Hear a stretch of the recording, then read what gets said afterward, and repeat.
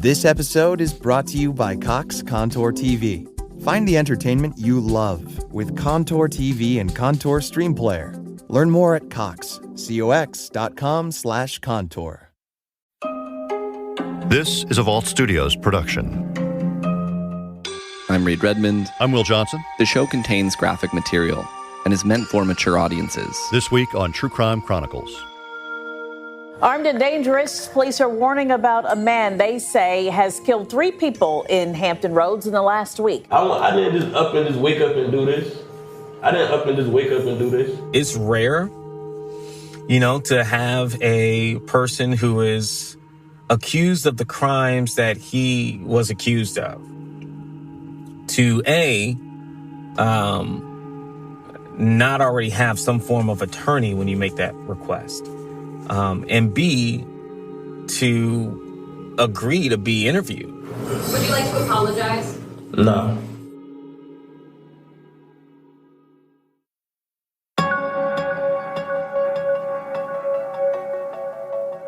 On Thursday, March 24th, first responders were called out to a house fire in Virginia Beach, Virginia, where the fire department said a person and a dog were found dead. So originally, the thought is that it's a fire, right?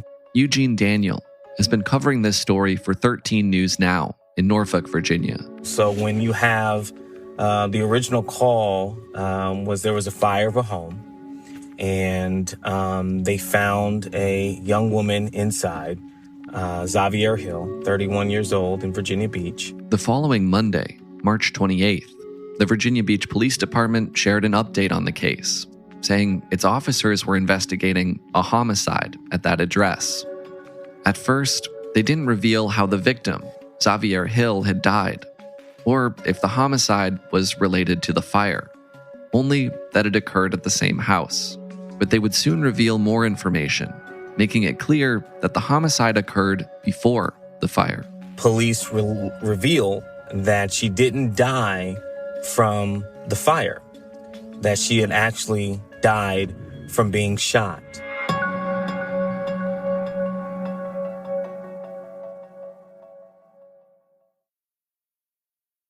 This is where the investigation starts. Firefighters and police officers found 31-year-old Xavier Hill inside the home and say she died not from the fire, but a gunshot wound.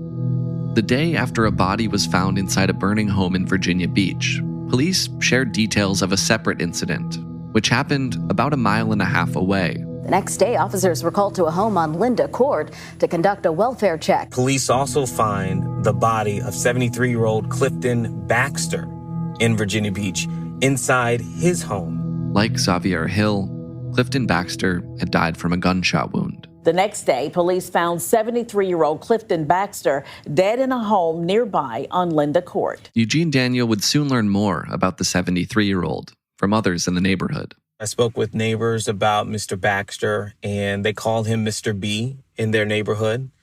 They said that he was a delightful man, a veteran who loved his yard and had a dog of many, many years. They said had recently passed away within the last 6 months. But they were well known in their little small neighborhood cul-de-sac of just being supportive of all of the little kids that were there in the neighborhood and allowing them to come over and we'll talk with them and say hello. And it was very difficult in talking with one neighbor I just sat there and listened to her cry about the loss to the community and understanding and thinking about what happened to him. A very kind, caring, and loving person. While it still wasn't clear how exactly this homicide was connected to the killing of Xavier Hill, police named a suspect in both. Eventually, police put out that they are looking for this 30-year-old man by the name of Beale. And that begins a manhunt to finding Beale over the next few days. Right now, U.S. Marshals are offering a $10,000 reward for information to help them find Cola Beale. This is the man authorities are after. Beale, 30 years old, is a convicted sex offender with a history of firearm possession, according to U.S. Marshals. All right, take a good look at your screen again. This is what Cola Beale looks like. And remember, he is considered armed and dangerous. If you see him or if you know where he is, call the crime line. We reported yesterday that the U.S. Marshals Service is offering up to $10,000 of reward money for information that could lead to the arrest of Beale. Norfolk police have no further details at this time. I made contact with them just a couple moments ago, but they say they are working with the U.S. Marshals Service to apprehend Beale at this time. With the manhunt still underway, police eventually connected a third homicide victim to the case. A man identified as 32-year-old Downing McLean. We begin with breaking news at noon. There is another murder charge against Cola Beale. Beale now faces 3 second-degree murder charges along with arson.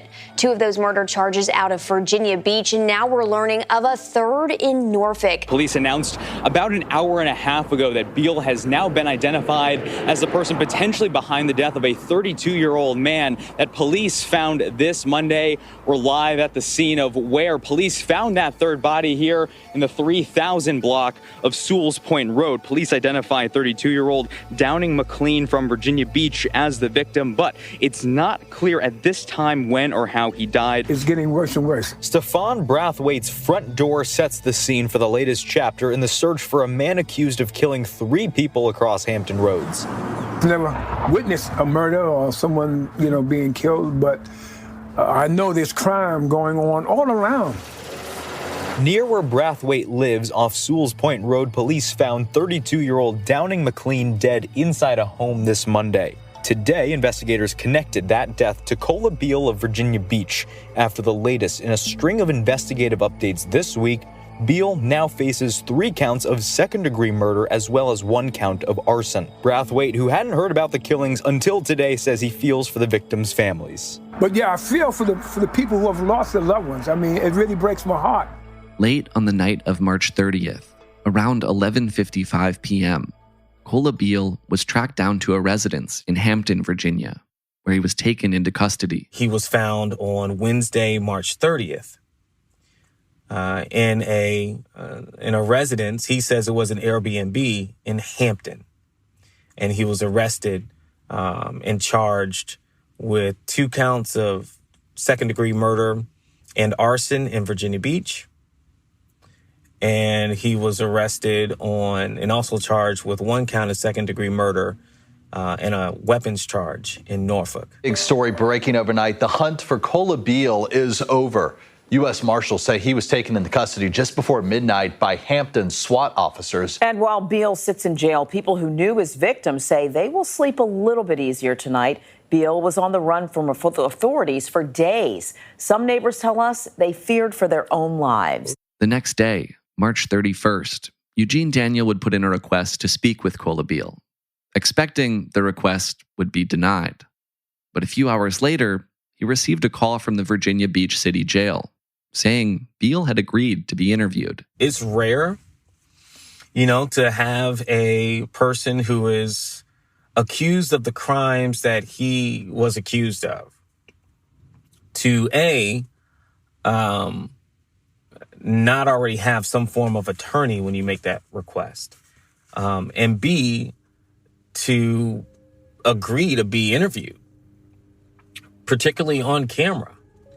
And we're talking less than 24 hours after he was captured. And I certainly wasn't expecting for him to share what he did. So I can't hear you right now. All I'm hearing is keys. I can't hear you. Can you hear me now? Yeah, I can hear you now. About an hour after receiving that call from the jail, Eugene Daniel, as well as other local reporters, were sitting down across from Cola Beale. Can you tell us why you wanted to talk and tell your side of the story? Why speak to us? Because most of the times when people see something happen like this, the person that do it don't ever get to tell their side of the story. Almost immediately, Beale begins confessing to the crimes he's charged with, starting with the killing of Xavier Hill, whom he calls his girlfriend. So did you shoot your girlfriend and burn her house down? Yeah, I did. You did? Yeah. The next question from one of the reporters in the room is why he did it. When we asked Bill that question, he originally started with issues he perceived to be having in his relationship with Miss Hill. So in the beginning, everything was good. Like our life was good. But the whole reason they kind of switched it up was like a week ago when her parents tried to get involved in our relationship and tried to turn her away from me or like ask about me and how I provide for her when I was providing very well. Beale tells the reporters that adding to his frustrations with his relationship were repercussions from a conviction on a sex crime that dated back several years.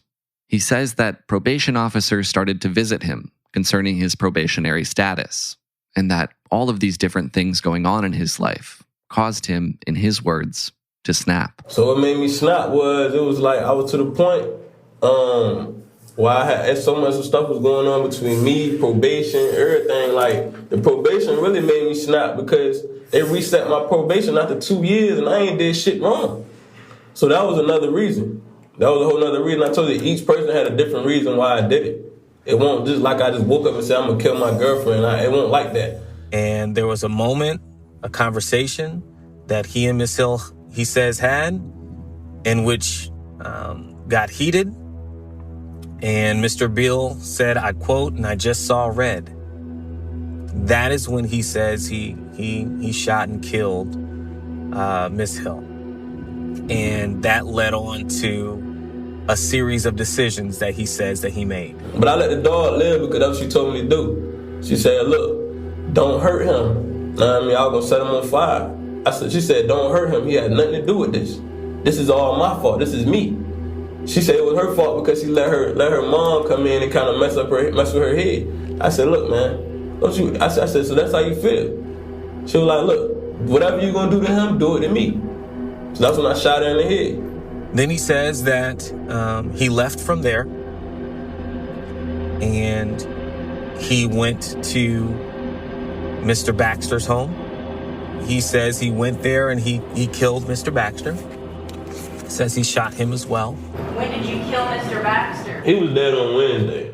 You killed Mr. Baxter on Wednesday? Yeah, he was dead on Wednesday. Beale describes the 73-year-old as being like a father figure to him, even referring to him as his father later in the interview. He basically raised me.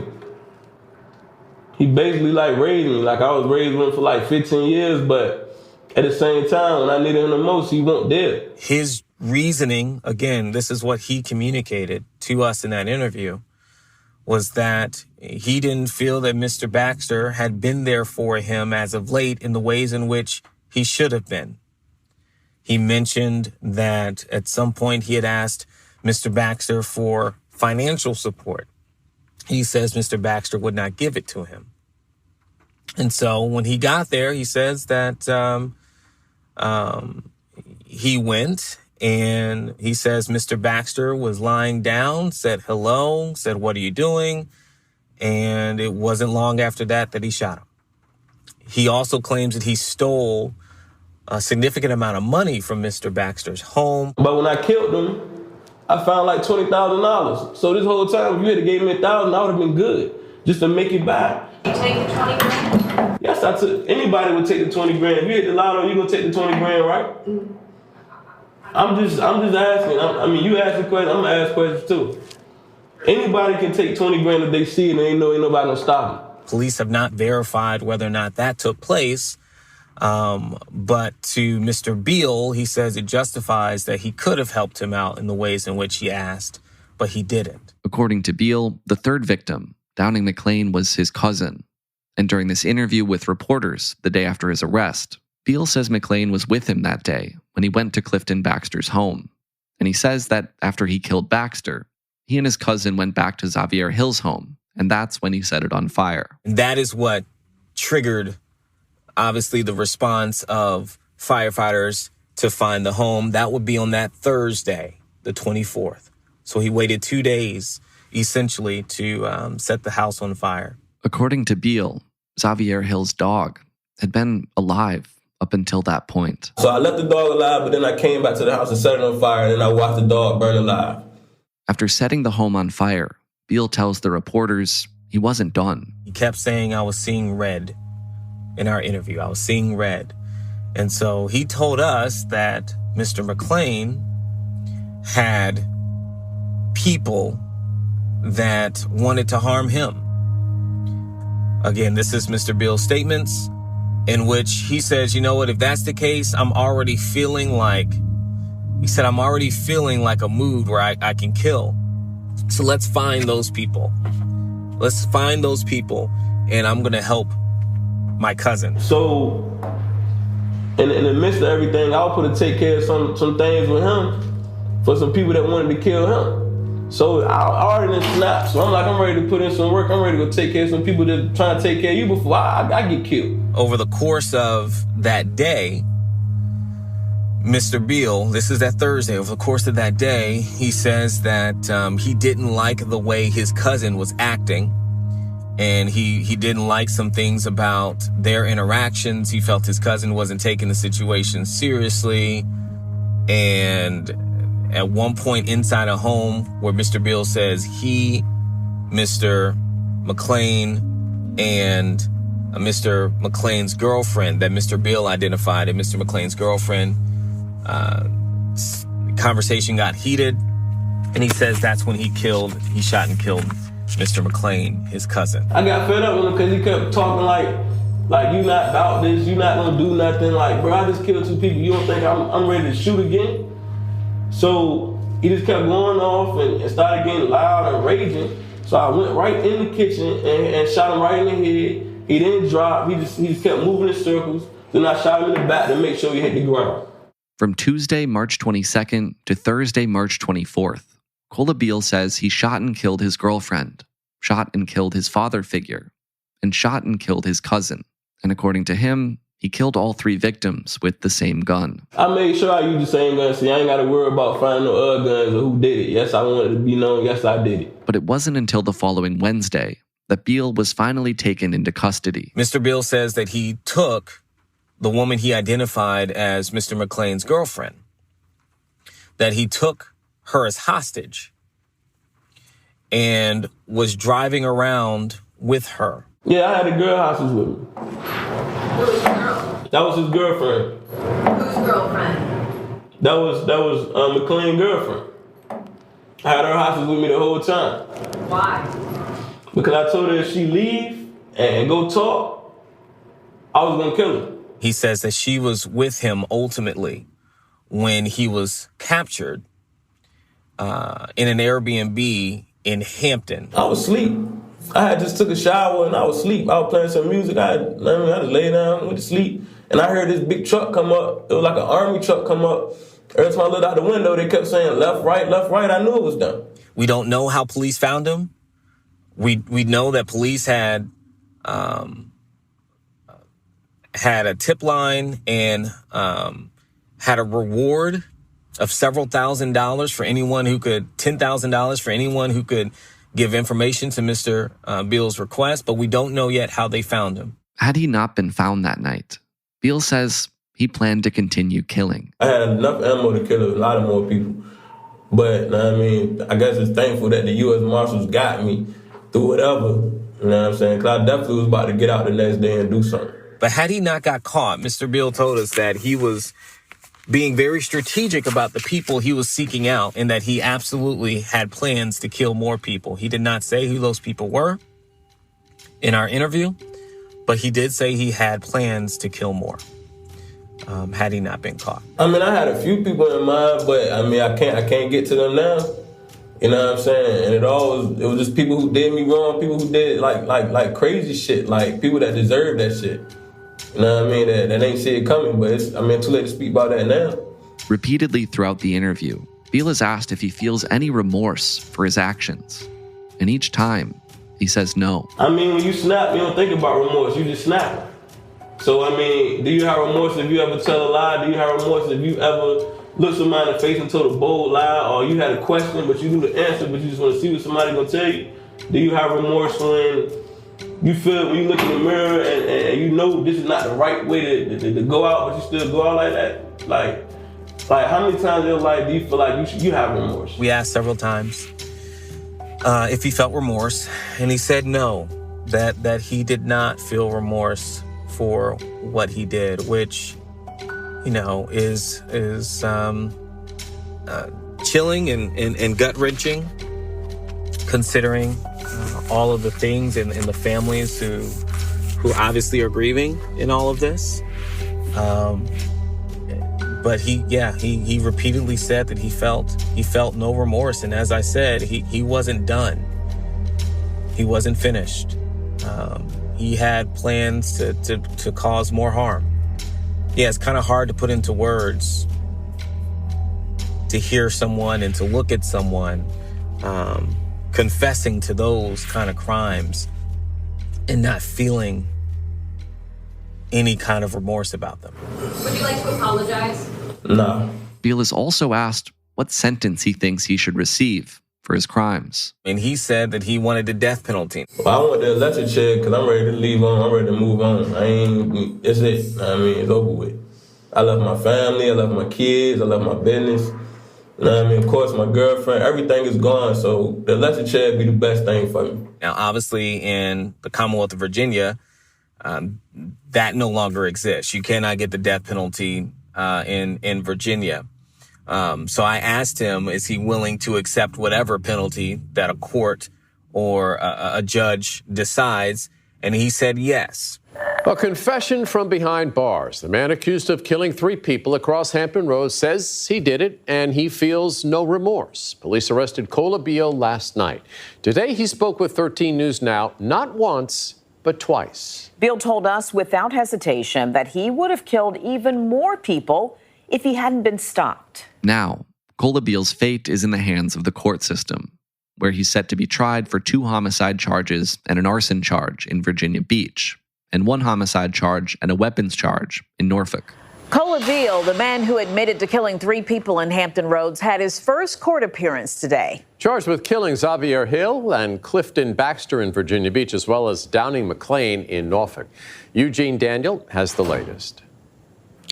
Beale asked for a public attorney in Virginia Beach court today, and an attorney raised questions about Beale's mental state.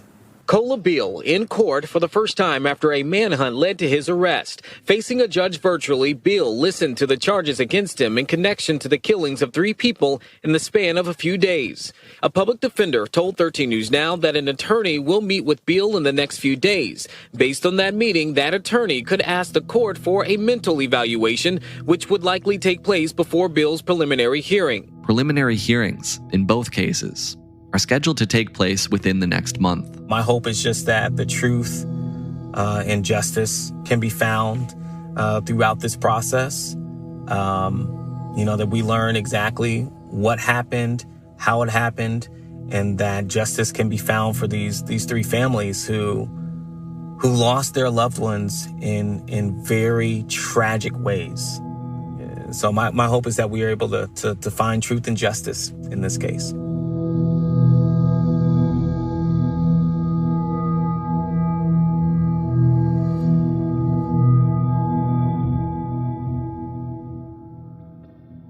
For True Crime Chronicles, I'm Will Johnson here with Reed Redmond.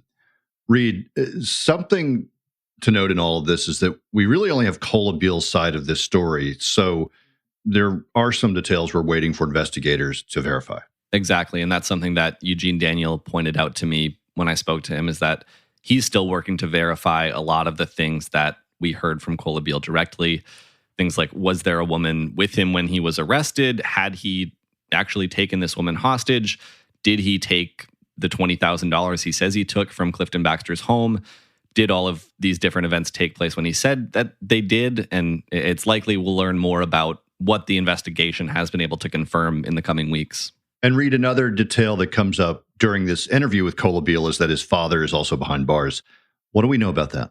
Beale's father is in prison for murder. Beale said that his father first went to prison when he was young for attempting to kill his mother, and that this current sentence is for killing his wife. And there was some recognition of the similarities between Cola Beale's case, what he's confessed to, and these crimes that his father was convicted of. And Beale has children of his own. He talked about that, and it's just incredibly tragic. And that element of this story has prompted advocates in the community to speak up about violence prevention. And our partner station, 13 News Now, spoke to some of them about that. Robin Gautier with Virginia Beach-based nonprofit Samaritan House says there are ways to break cycles of violence. As long as there's intervention and children can be helped and given services, then there's not an absolute they're going to become an abuser. She believes that bystanders play a crucial role. Please say something to that victim and slip them a phone number.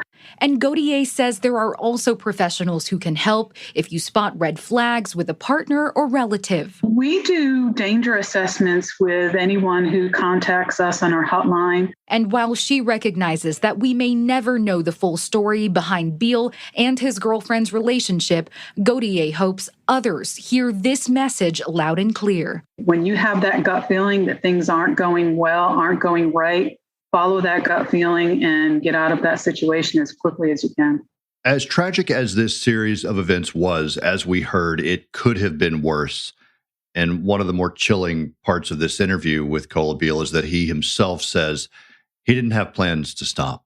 Yeah, to be clear, even though he ended up confessing on camera, Cola Beale did not turn himself in. He said he was planning to go on the run. And as you mentioned, we heard he was planning to keep killing. The phrase that he used was that he was going to continue to blow off more steam. And, you know, it's really difficult to hear someone talk about human life like that, to talk about killing people as blowing off steam. And in fact, he said he thought about, in his words, unloading when the U.S. Marshals came in to arrest him and potentially dying in a shootout instead of having to face his crimes.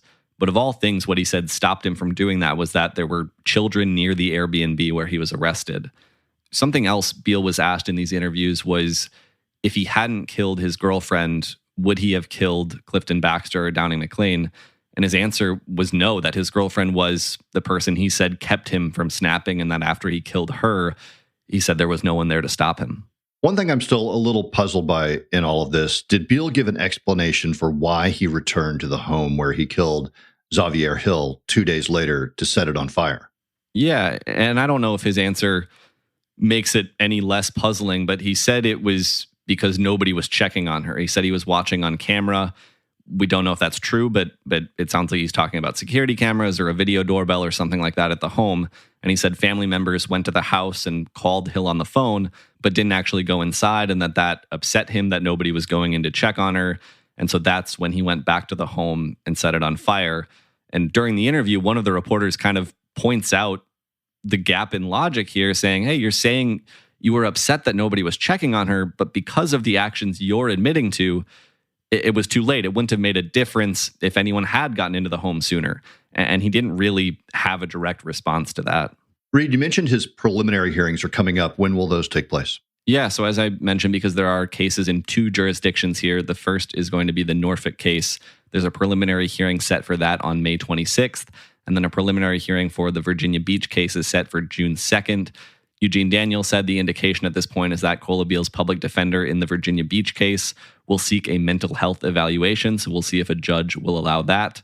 Beale was actually asked in those interviews about his mental state during all of this, and this was his response. To be in a sound mind right now is not even, because all I'm doing right now, I keep seeing flashbacks of everything, like everything when I did it and everything people were saying to me before they left. Like, I'm still visualizing that now. It's playing back like it's on repeat right now in my head, and all I'm seeing is red. All I see is fire.